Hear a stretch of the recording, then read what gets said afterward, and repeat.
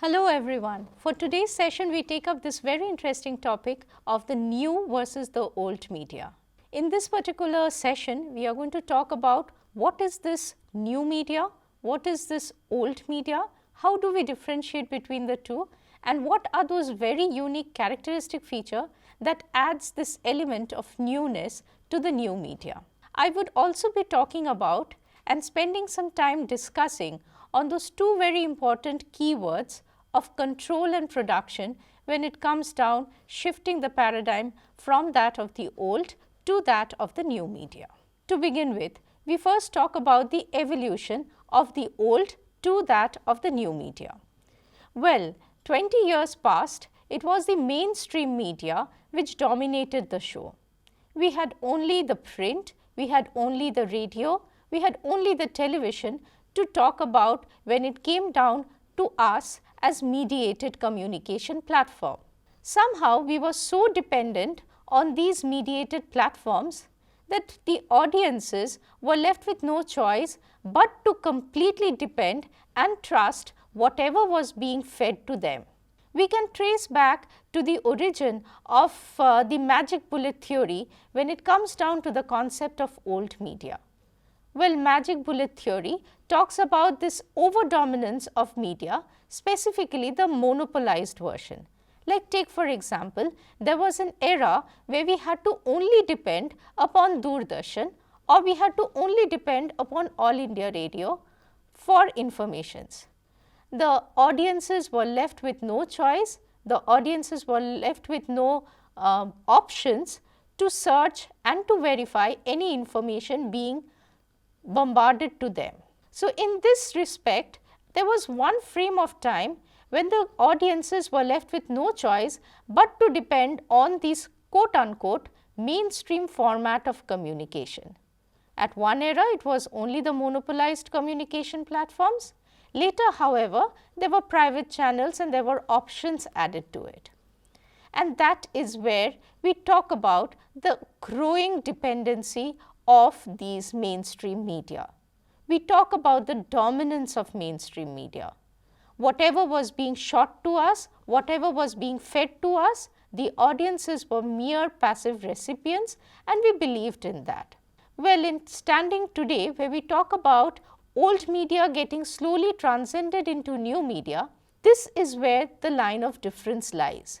Because new media talks about the new options which are available to the audiences. It talks about the digital platform, it talks about the interactive platform, it talks about the ICT enabled platform which empowers people to user based content generation of information, user based content sharing of informations at one's own leisure. This is the magical power of new media. So, new media gives us this magical power of being over empowered with a lot of options. Why? Because at your fingertips you have the internet enabled technology which enables easy access of information, which enables easy verification and cross checking of information. This is the magic of the new media technology. There are certain very important characteristic features which makes or which helps differentiate the old media from that of new media. To talk one by one, the new media, as I was correctly pointing out, has to talk about digital empowerment. What does that mean? Well, new media talks about digitalization of information.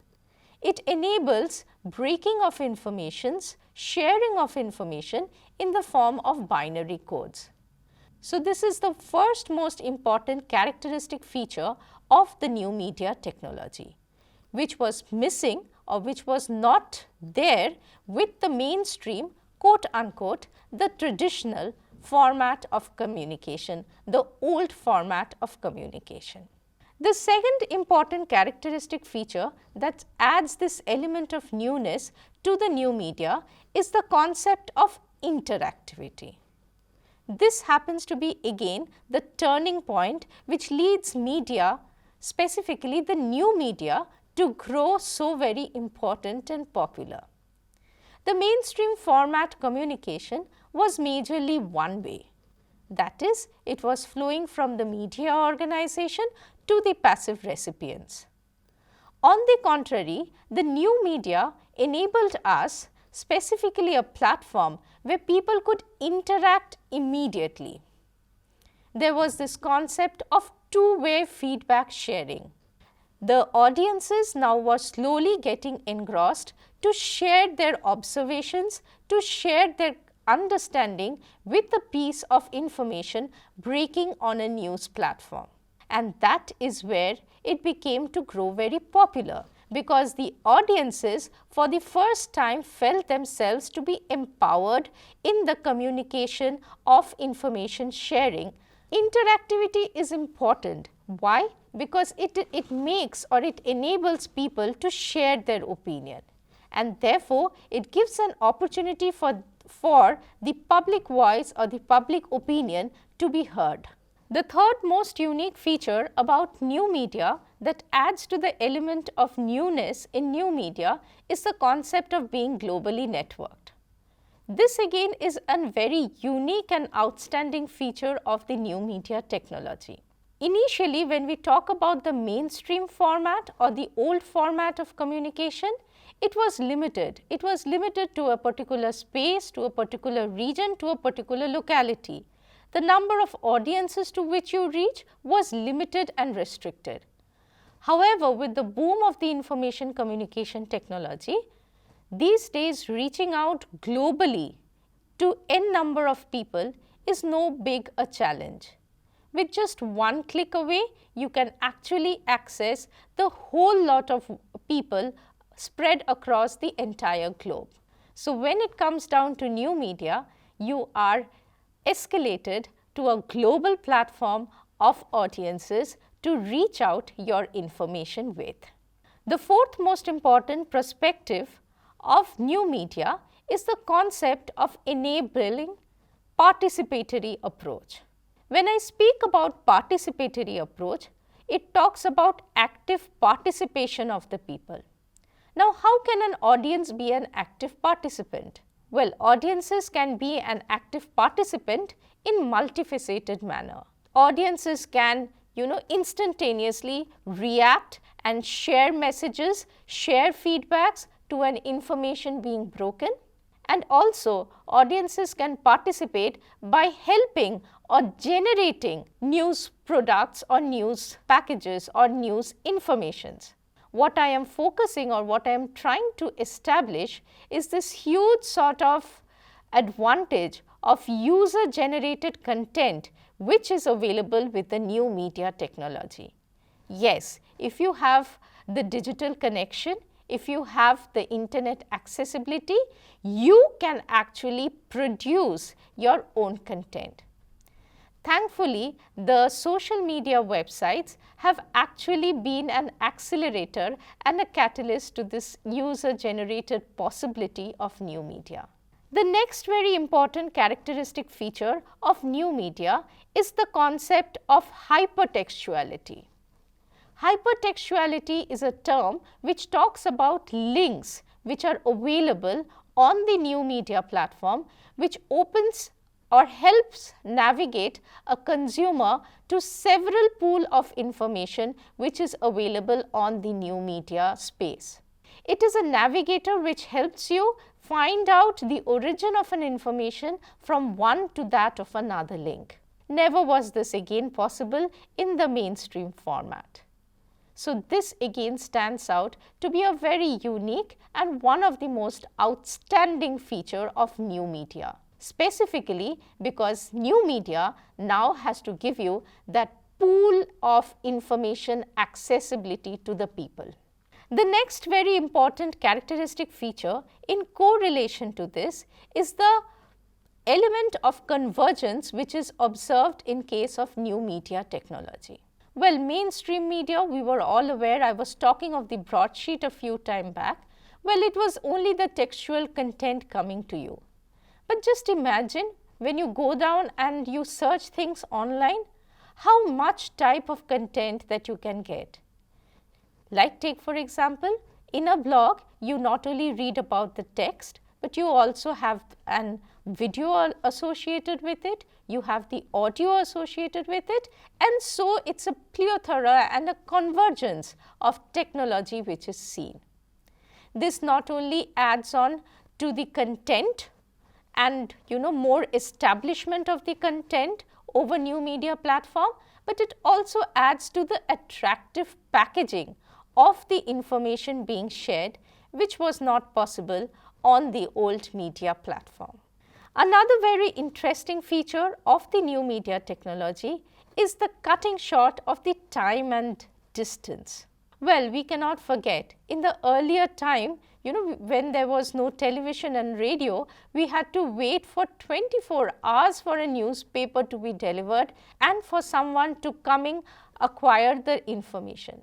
So that 24 hours waiting has now been just reduced to a few seconds. Yes, new media technology enables that time and space constraint. It enables updation of news stories and information every minute, and that again leads to empowerment of people. That leads to information sharing possibility of people. Last but not the least, another very important feature that adds newness to the new media is the concept of virtual reality. Well, that virtual space, that cyberspace that we are talking about. Yes, it talks about that presence of people on the virtual space that helps you connect or reach out to a number of people. Simulation is an added element of virtuality. So when you talk about video games, you have been enthralled with this virtual reality and this simulation effect to a great extent. You get that immersive feeling in this cyberspace of the digital world. Identifying these some very important characteristic features of new media, now I am in a position to actually describe new media to you. So what is new media? Well, new media is an umbrella term and it's very difficult to explain, but in case we need to understand the very unique features and to put it very simple to you, new media would be an interactive, digital, time and space independent medium that enables any kind of user-based content searching and sharing on the cyberspace over internet using a digital device at any point of time.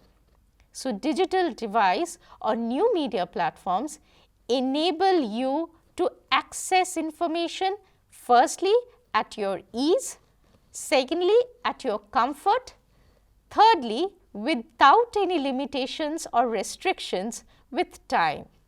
24/7 you can access things, you can access information, you can share information and be a part of the digital communication sharing possibility of media. On this note, we break in for a small quiz. Which of the following characteristic feature makes new media grow extremely popular? The options are: first, interactivity; second, information accessibility; third, reduction of time and space; fourth, two-way flow of information. And the answer to this question is the first point, that is interactivity. Moving ahead, we take up the next aspect. What are these new elements? How have they contributed in bringing about change in the mediated format of communication from that of the old? When we talk about old media, we actually recollect, those static format of communication. Well, new media has added dynamism. It has added the concept of flow of information. It's a vibrant medium now. Gone are those days when we would be restricted to that one flow, that top-down sort of hierarchical system of information sharing. New media talks about dynamic aspect of reaching out, of sharing, of collaborating information. So if there's an information which is being broken on the new media platform, you can actually revert back. You can actually get back with your responses, your feedback, and that makes the process, the entire process, very dynamic. The next very important possibility that has happened with the new media coming in strong, and which is very distinguishing from that of the old or traditional format of communication, is the concept of participatory. The word participatory goes hand in hand with the concept of ownership. And this talks about the fact that when the users feel that I am also a stakeholder to the communication process, they start growing active.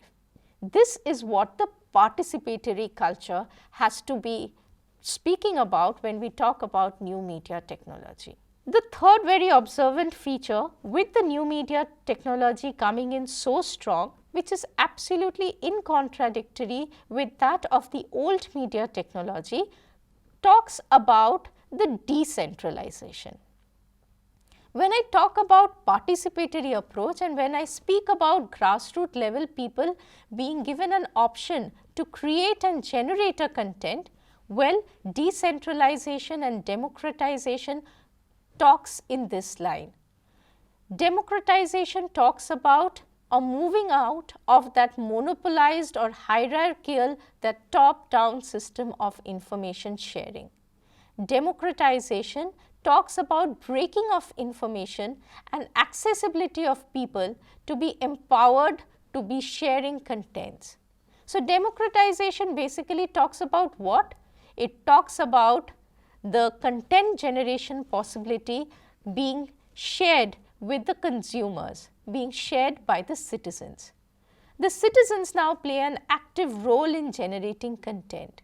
Last but not the least, this possibility of breaking of informations to the community level has actually empowered people and has given the voice to the people who could never open up in the mainstream media. We all know that the mainstream media unfortunately are ruled by the big corporate houses or by the big political advertisers who have to fund in the mainstream media.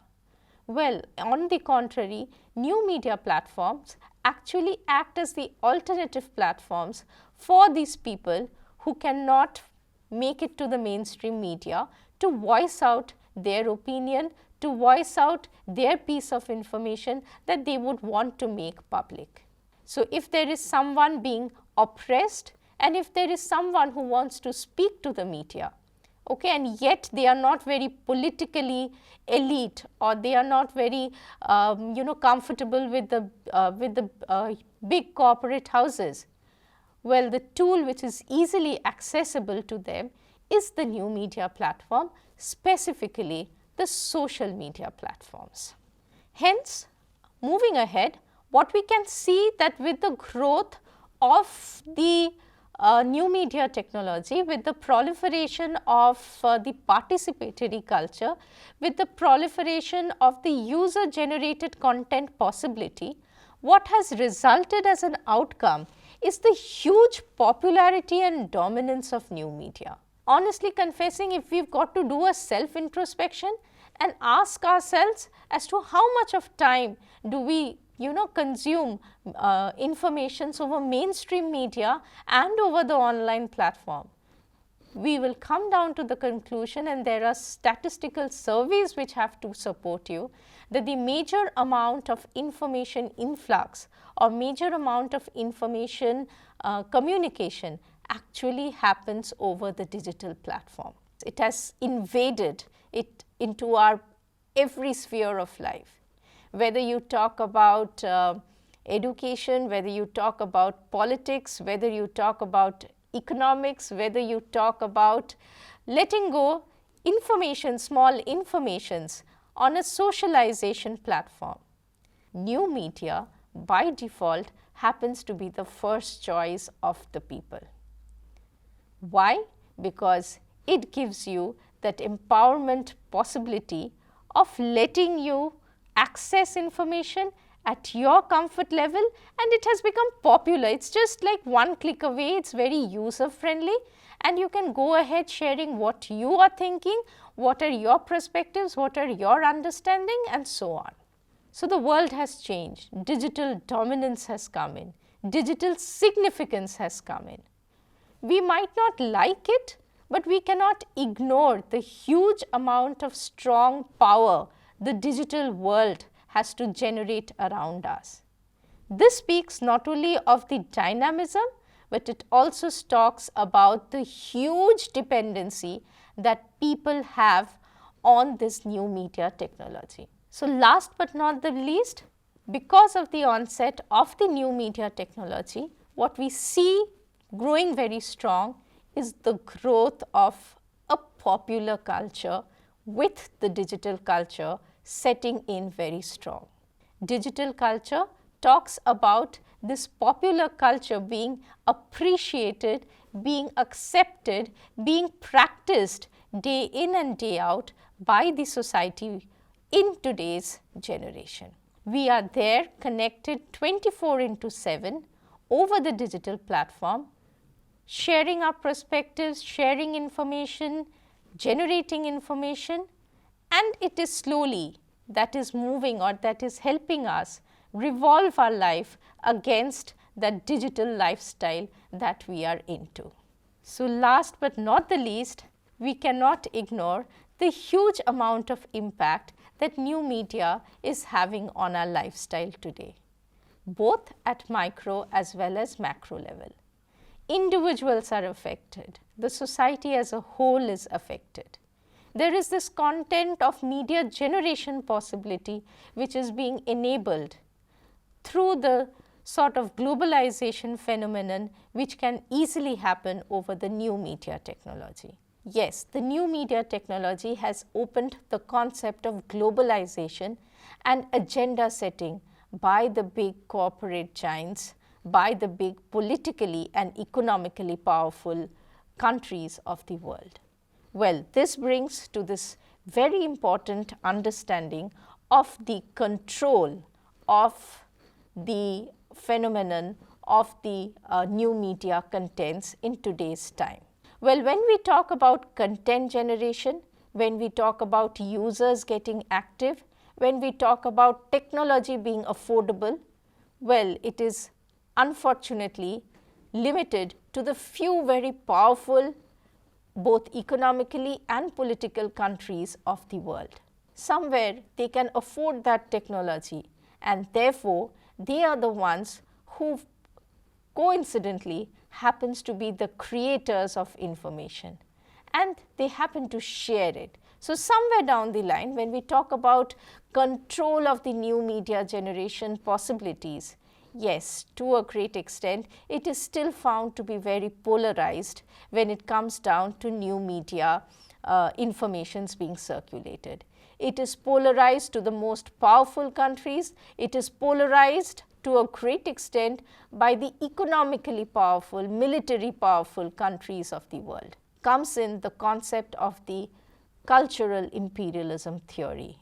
Yes, new media in today's generation have to talk about, to some extent, the cultural imperialism theory, which talks about this phenomenon of globalization, the phenomenon of globally being networked with the entire country. The media agenda setting can happen to a great extent by the people who own and control these media houses, the people who can afford, who can have the accessibility to content generation possibilities over the new media platform. So here lies the dilemma. At one point of time, we speak in terms of control which has come down to the general public or which has been decentralized, and on the contrary, we also talk about this control parameter which somehow is hidden under this media agenda setting possibility with the most powerful people in the country. Here is a line of caution again for all the consumers who have to feed into their content. Well, we are in a juncture position where we will have to decide what is good for us, what is bad for us. We might be exposed to a pool of content, we might be exposed to possibilities to check and verify contents, and at the same time there might be agenda setting or control to talk about in the new media information sharing possibility.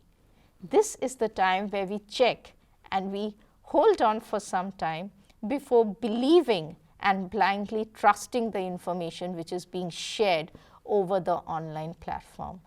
Let our alertness, let our education, let our openness talk about and ring these alarm bells very strong before we trust, before we blindly believe on the content which is being shared online. Comes in the concept of fact checking and fact verification with the news being circulated in almost real time phenomenon to the people. Let us be cautious and not just trust and believe everything which is shared on the new media platform. Mainstream media spoke about the gatekeeping phenomenon. There were editors, there were intellectuals who would filter out stories. So here again, let the new media consumers, let the digital consumers be cautious about what is being fed to them. So new media users with their user-generated possibility have not only been consumers, but they have now been transcended to the concept of prosumers. Prosumers are people who produce content along with being consumers. So let the prosumers grow alert, let the prosumers grow cautious with all the digital challenges which are available with the new media technology. The enhanced scope and reach of the new media technology has a huge sort of exploration that can be done, but let us do with a fact of caution and check. Thank you.